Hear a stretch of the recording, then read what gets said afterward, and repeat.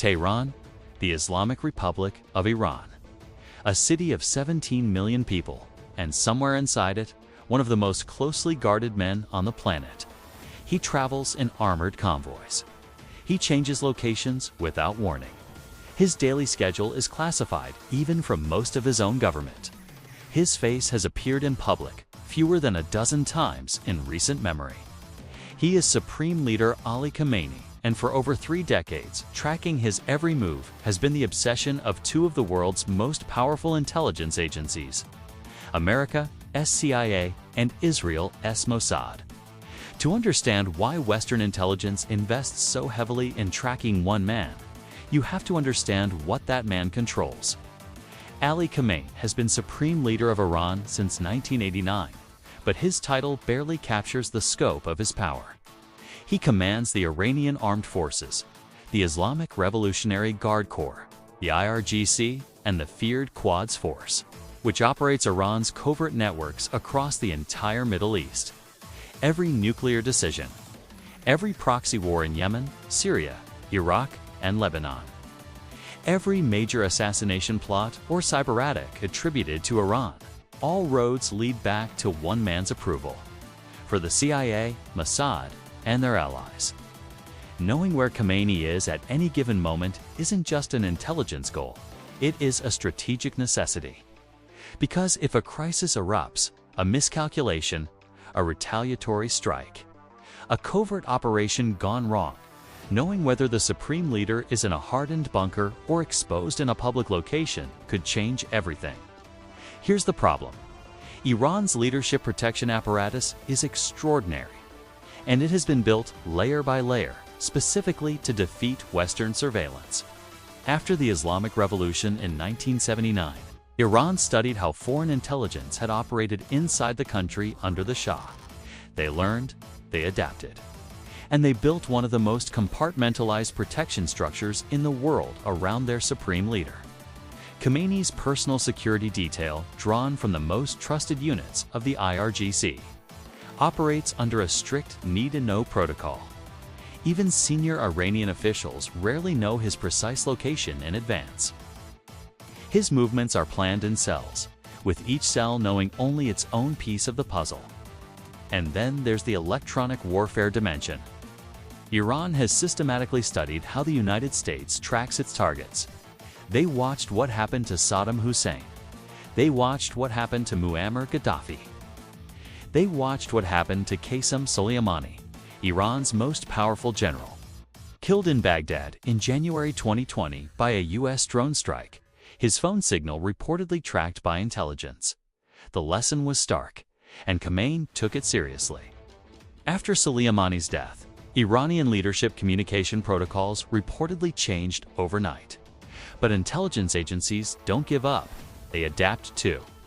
And in Part 2, we go inside the actual methods.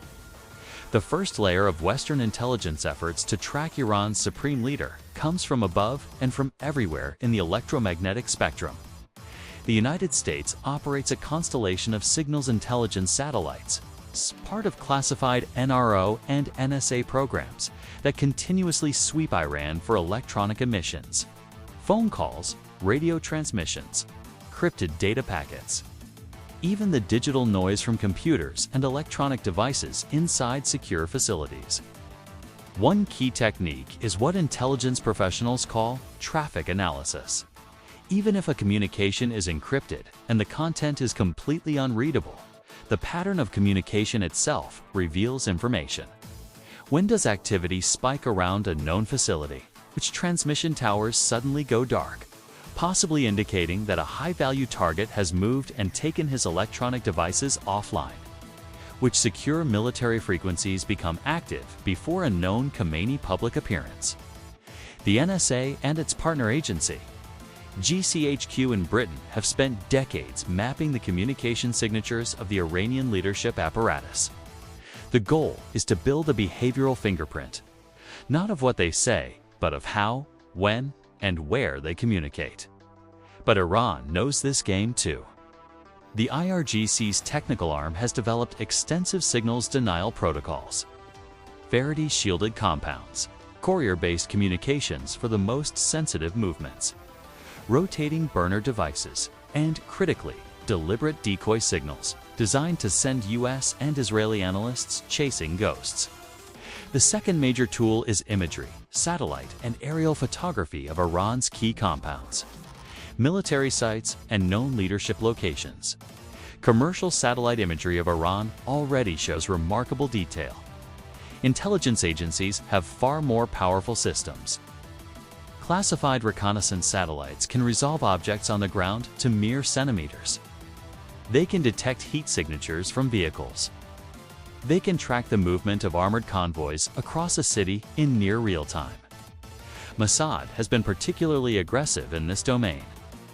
Israeli intelligence is credited with maintaining near-continuous surveillance tasking on several key Iran compounds believed to house or regularly host the Supreme Leader.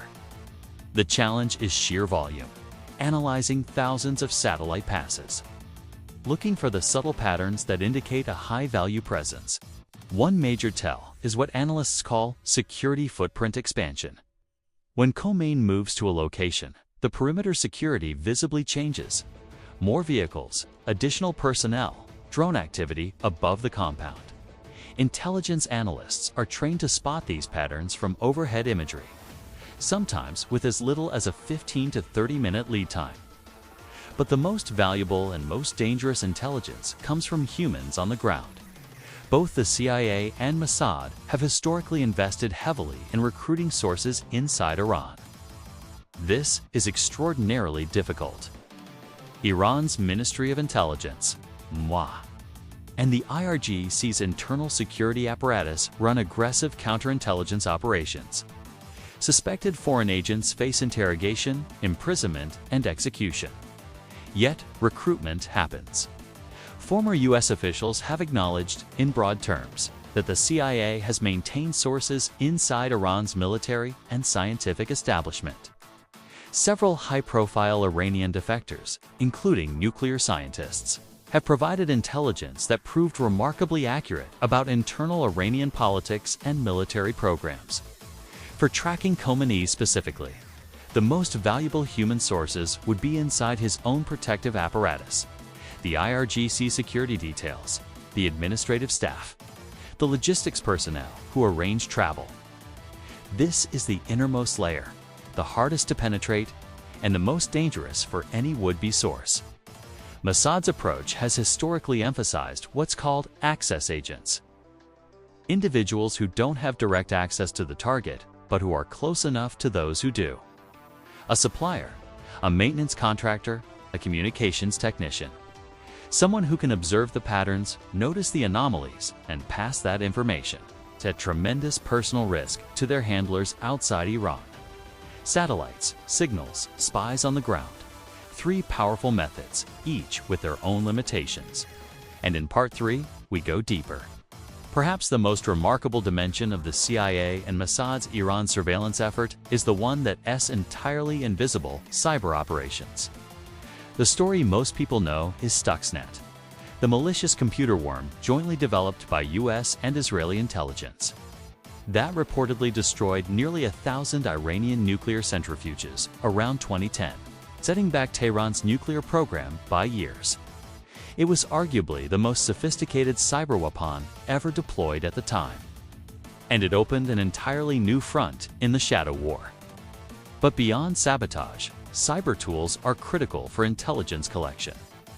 If an analyst can place malware on devices used by even low-level personnel in Iran's leadership protection apparatus, scheduling staff, logistics coordinators, even catering services for official residences, the resulting data can be extraordinarily valuable. Location pings, calendar data, communication fragments. Mossad's Unit 8,200 alumni, Israel's elite signals, and cyber intelligence corps have founded or contributed to some of the world's most sophisticated surveillance technology. Inside Iran, however, cyber operations face a unique challenge. Iran has progressively disconnected critical government and military systems from the global internet.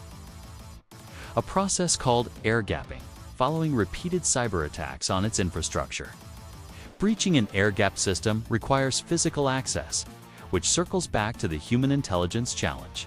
It all connects. This intelligence effort, vast, expensive, and relentless, has had remarkable successes and devastating failures.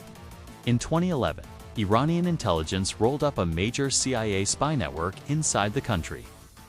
Reports at the time suggested between 10 and 20 CIA assets were captured or killed, one of the worst intelligence disasters the agency had suffered in years.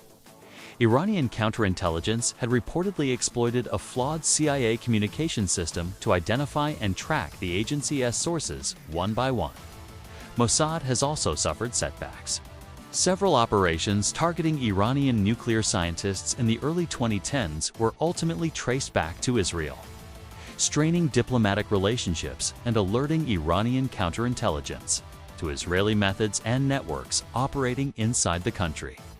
And the stakes of this intelligence battle are immense.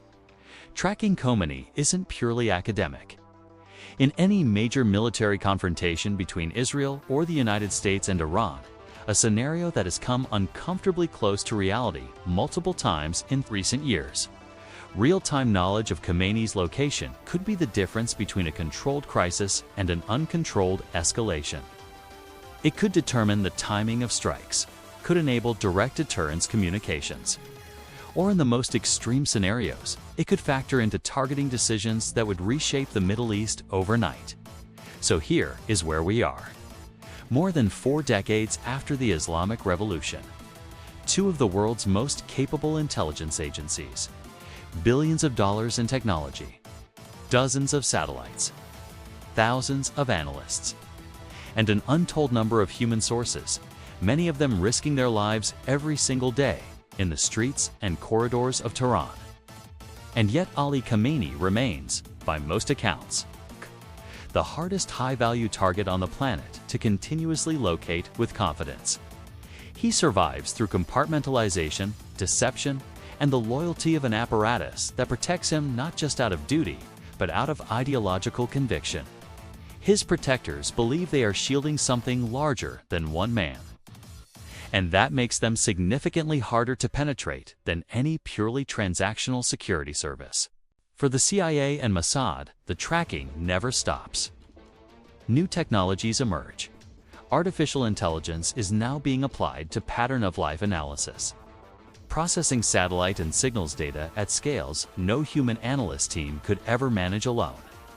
Machine learning models are being trained to identify leadership footprints from aggregated, seemingly unrelated data points across dozens of sources simultaneously. The shadow war evolves. The methods change. But the fundamental reality, 2 intelligence powers trying to see clearly into one of the world's most opaque regimes, remains unchanged. And as long as Iran's nuclear program advances, as long as proxy conflicts burn across the Middle East, and as long as the Supreme Leader sits at the center of it all, that war will continue. In the shadows, unseen, unending.